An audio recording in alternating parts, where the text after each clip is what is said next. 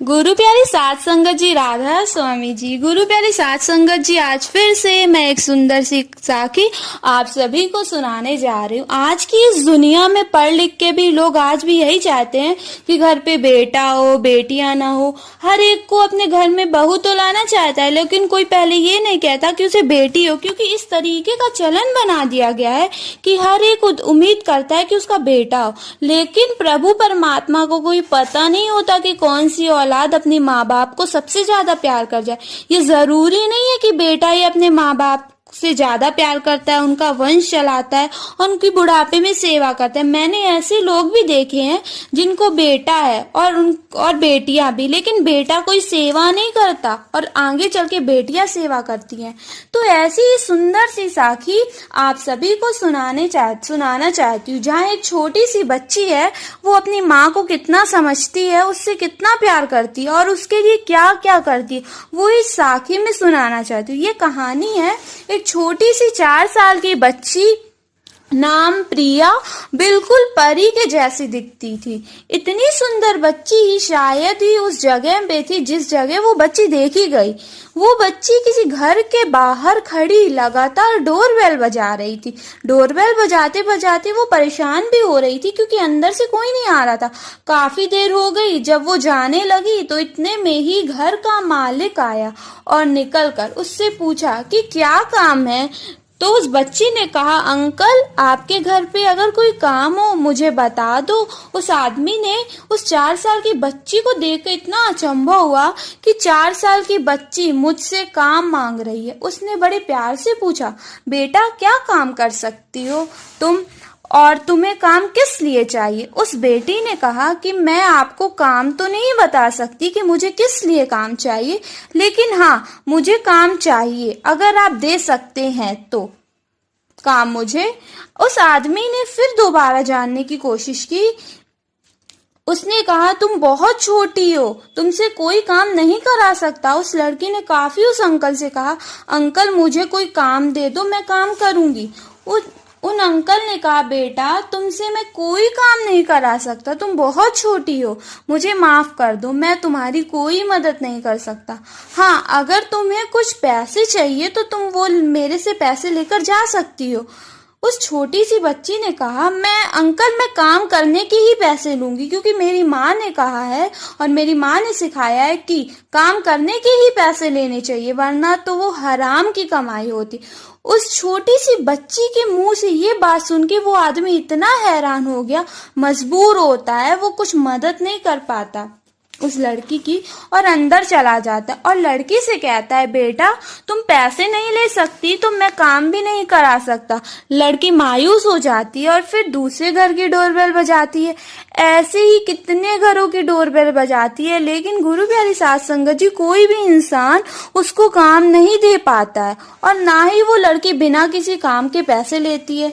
तो एक दिन ऐसे ही उसको याद आता है कि मेले में जब वो गई थी तो वहां छोटे छोटे बच्चे नाच रहे थे और उनको नाचने के उनको पैसे मिल रहे थे। तो उस बच्ची को याद आता है, तो ऐसे कोई भी गाना वो अपनी तोतली आवाज में गुनगुनाते गुनगुनाते गली गली नाचना शुरू कर देती है और दरवाजे दरवाजे आवाज लगाती है। वो ऐसे ही अपने पैरों को थिरकाने लगती है छोटे छोटे कदमों से।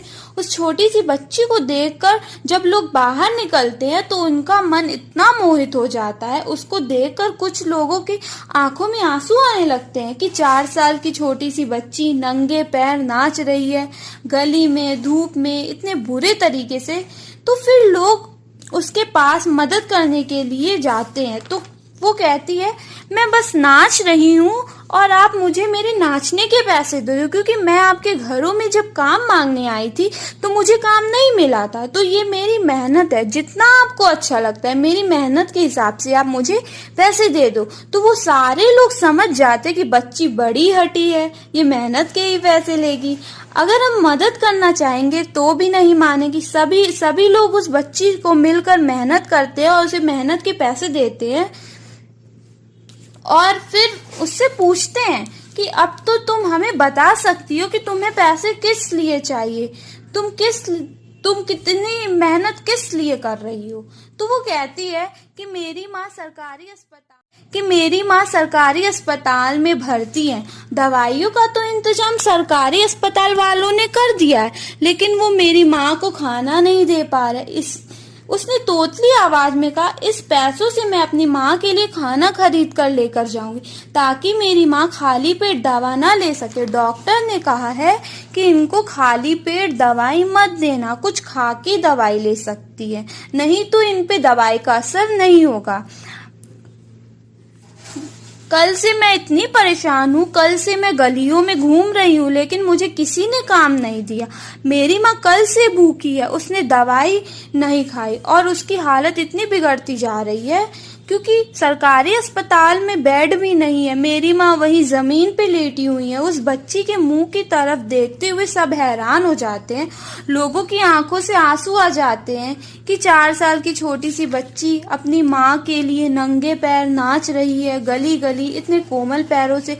उसके पैर जल गए होंगे, कंकड़ कितने चुभे होंगे। अगर हमारे पैरों के नीचे एक कंकड़ आ जाता है तो हम चीख उठते हैं। उस छोटी सी बच्ची ने खुददारी रखी, उसने अपनी माँ से खुददारी सीखी, किसी से भीख नहीं मांगी, लेकिन अपनी मेहनत के पैसे कमाए ताकि अपनी माँ को खाना खिला सके। ऐसे ही होते हैं कुछ बच्चे जो अपनी माँ से, अपने बड़ों से बचपन से ही बहुत ज्यादा प्यार करते हैं और उनकी सेवा तभी से शुरू हो जाती है। कभी भी अपने बच्चों में फर्क नहीं करना चाहिए, चाहे बेटा हो या बेटी, सब परमात्मा के घर से आते हैं। जैसा व्यवहार आप अपने बेटे के साथ कर रहे हैं, वैसा व्यवहार आप बेटी के साथ करिए। कभी भी भेद ना रखें। अगर आप ये भेद छोड़ देंगे, वो शायद जो भेद आपके साथ बुढ़ापे में होता है वो भेद होना ही छूट जाएगा।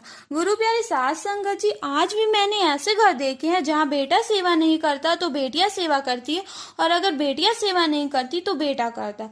जहाँ अच्छी परवरिश दी होती है बराबर की, वहाँ दोनों बच्चे समानता से व्यवहार करते हैं।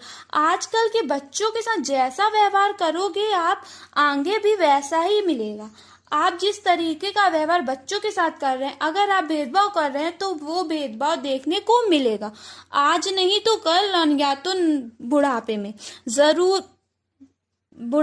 जरूर आपको वो भेदभाव देखने को मिलेगा। कभी अपने बच्चों के साथ भेदभाव ना करें, बच्चों से बराबर का प्यार करें।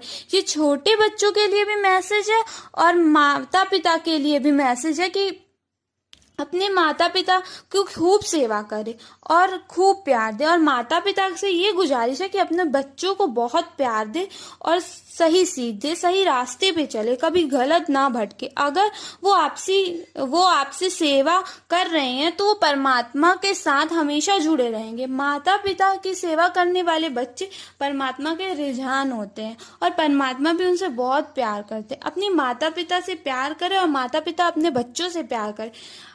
आज की साखी मैं यही समाप्त करती हूँ। हंसते रहिए, मुस्कुराते रहिए, किसी का बुरा मत सोचिए। अगर आपको ये स्टोरी पसंद आई तो please like, comment, share and subscribe to my channel. Thank you guys.